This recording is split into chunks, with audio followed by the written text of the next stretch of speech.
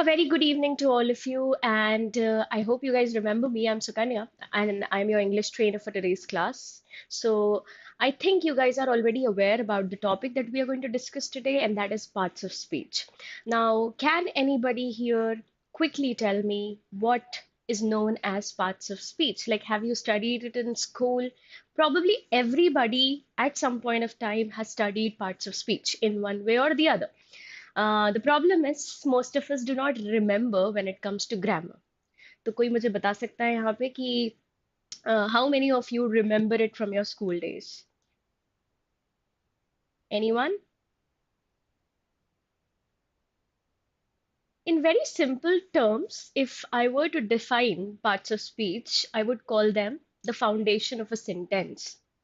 So you guys already know that a sentence has several words, right? A combination of words will form a sentence.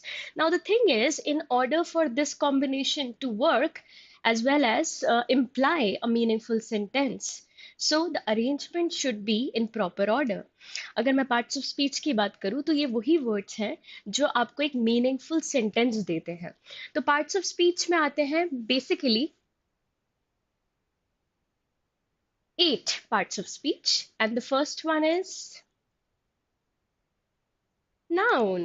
I think everybody has studied noun, right? Sangya. The second one is verb. The third one is pronoun. Fourth, adjective, adverb,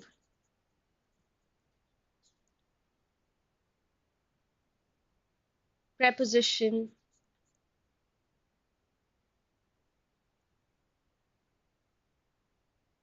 conjunction, and interjection.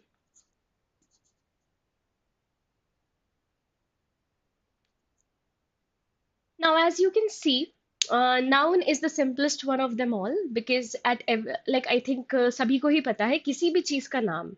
We are surrounded by nouns. Everywhere you see there are nouns. Your name, my name, the things around you, everything has a name, and that is basically noun. So noun के बहुत सारे types होते हैं, and today we are not going to delve deeper into the types and categories of nouns. Today our focus is pronouns, basically. And pronouns में अगर हम बात करें तो pronouns has the word noun in it, and it's basically a replacement for a noun in a sentence. So when I say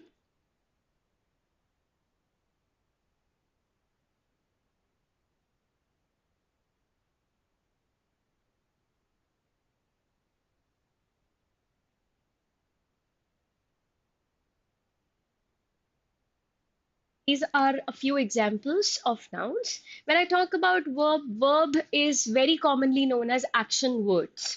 So any type of action that's happening in a sentence will tell you what the verb is. For example, when I say I am writing on the board. So, what should be the action here? Am writing. Am is the helping verb, and writing is telling us about an ongoing action. Similarly, she sleeps early. She sleeps early. Sleeps is basically the verb or the action word in the sentence. Now, verbs are actually categorized into two primary categories. The first one is helping verb, and the second one is action words. Now, helping verbs are the ones which are forms of be. For example, is, am, are, was, were, has, have, had, will, shall, etc. I'll write a few examples here.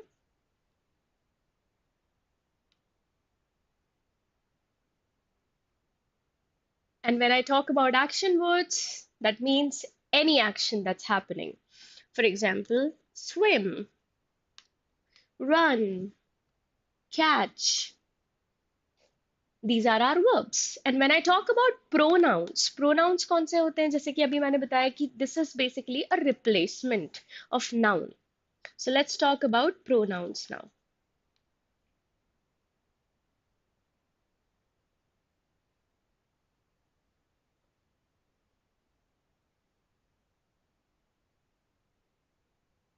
Basically, we use pronoun to make a sentence less awkward,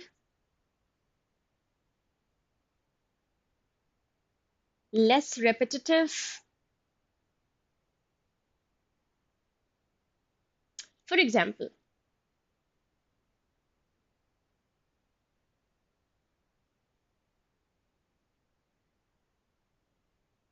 John is a rugby player. John is athletic. John also loves watching movies. As you can clearly see, I have overdone the usage of John in this given sentence, and this makes it look a little awkward as well as very, very repetitive. So, what is that one word that I can substitute here to make the sentence more free flowing? Can anybody tell me?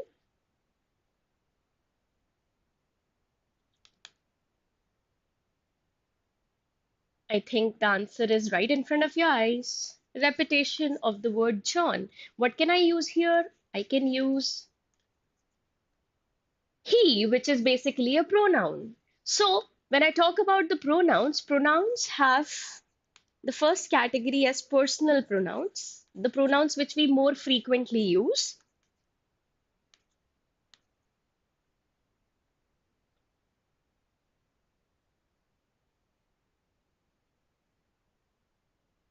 First person, second person, and third person. Now, I generally ask everybody who is the most important person in your life. If you know the answer, you already know who is the first person. Suppose the building you are in catches fire. Who are you going to save first? I know that people would give noble answers such as, I'm going to save my parents, I'm going to save my younger sister, I'm going to save my friends. But to be very honest, the first person that you're going to end up saving is you. So that means when I talk about the most important person in my life, it's I, right? And when we are a part of a group, we call it we. So I is singular, we is plural. And this is the subjective case of personal pronoun. Now, when I talk about the second person is who the first person is talking to at any given instant. Okay, for example, you. Right now, I'm teaching you guys pronouns. So you is the second person for me. Okay. Now the singular and plural version of you is you itself. And then moving on to the third person, suppose you and I are gossiping about somebody random. Now it can be a man, a woman, or a group of people. It can be probably we are not gossiping, we are just talking about an animal or we are talking about a thing. Okay. So what can be the third person? Obviously, he, she, it, they. So these are our personal pronouns, subjective case. Why it is known as subjective case? Because you can frame a sentence using any of these words as your subjects. Okay, for example, you are amazing. Here, what the subject is? You. When I talk about the objective case, from the name itself, I think it's very suggestive that objective case is used as the object. तो I का जो objective case होता है, वो होता है me.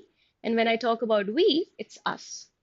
Now, second person you actually is the exception. Even the objective case is you of you. Then comes he का होता है him, she, her. It remains it just like you. They changes to them. Okay. Now, can you frame a sentence using any of these words as your subject? Can you say, him is my best friend? Is it possible?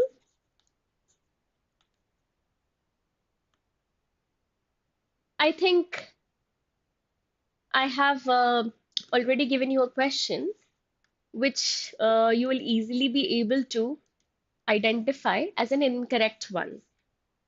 This is the objective case. It should be a part of the object, which should come at the very end. Here, the correct pronoun to use is he. Okay. Now, moving forward to the next category. So I'm just going to give you a brief about every single parts of speech here. We are not going to delve into the categories and subcategories because that's going to take a lot of time. And for that, you have your two-hour classes. So please feel free to attend the classes and learn more about these parts of speech because this is a very common question category when it comes to IBPS SO. Okay, moving forward to the third category, uh, fourth category, sorry, it's adjective.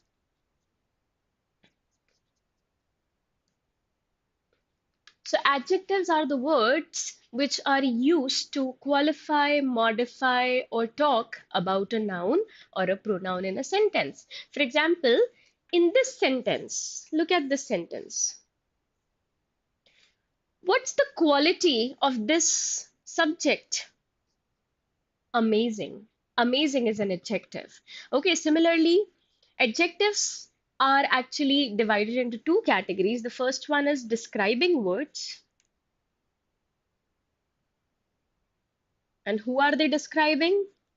A noun or a pronoun in a sentence. Okay, and the second category is determiners. When I talk about describing words, describe किसको करना है, noun या pronoun को, so we can use words that tell you about color, texture, number, quality, quantity, size, etc. And determiners are the ones which are, first of all, articles. Articles may a and the, then words such as some, few, little, many. These are your determiners. Okay. Moving to the next category, which is adverbs. So let's have a quick intro to the adverbs. Adjectives are used to tell something about a noun. Can you guys guess why do we use adverbs? It has the word verbs in it. So is it simply the verbs which it qualifies or something else as well? By the way, it does qualify a verb, but it also qualifies an adjective and an adverb. Now remember, 90% of the times adverbs end with ly. So this is your clear-cut hint. For example, she sings sweetly. How does she sing? The word that has ly in it, this is your adverb of manner. Okay? Again, we'll be talking in detail about adverbs in one of our classes. So moving forward to the sixth category, which is prepositions. If you look carefully, the hints are in the words themselves, right? Prepositions talk about the positioning or the placement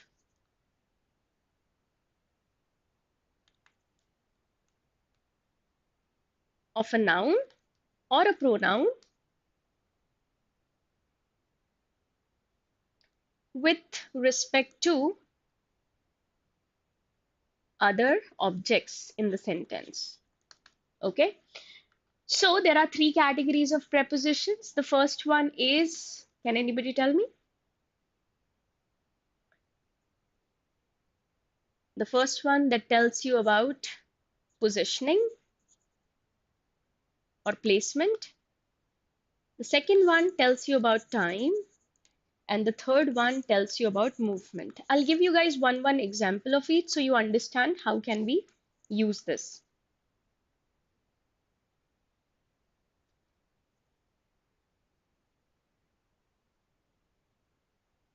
I am sitting on the last bench this time. So, what's my positioning here? This word tells you about the positioning. Okay, on is a preposition that tells you about the positioning of this person. Time,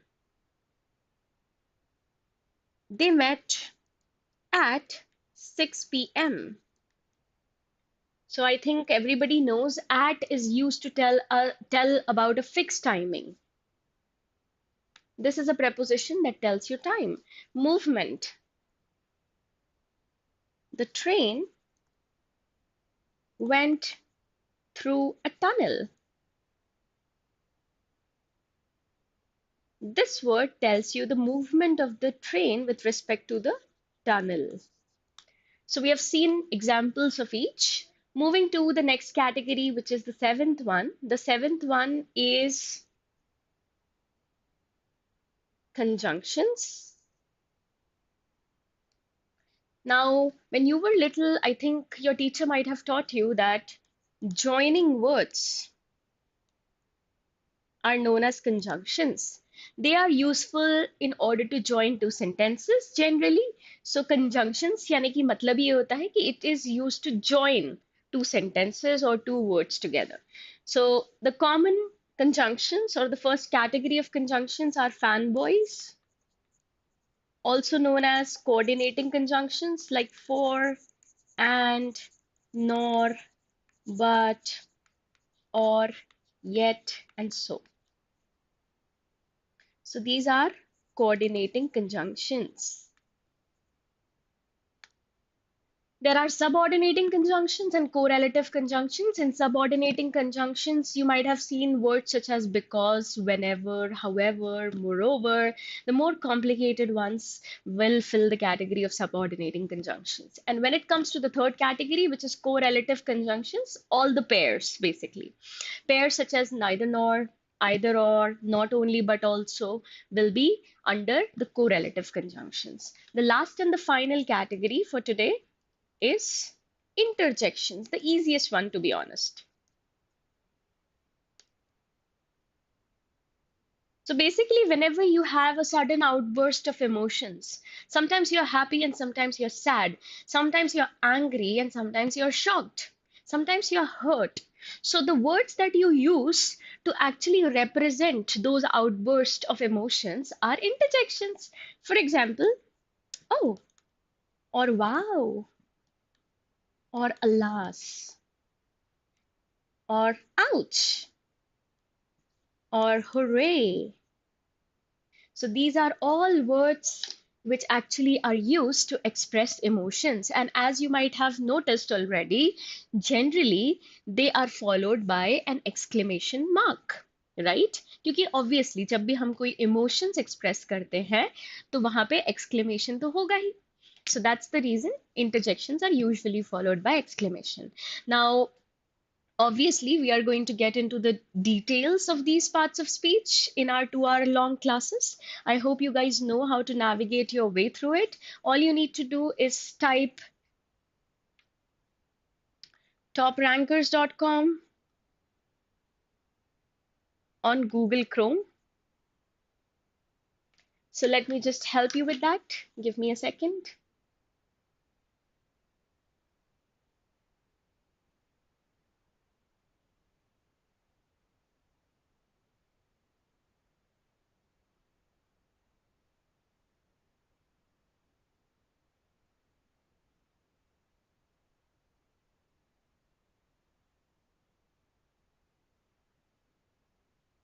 I hope you guys can see my screen.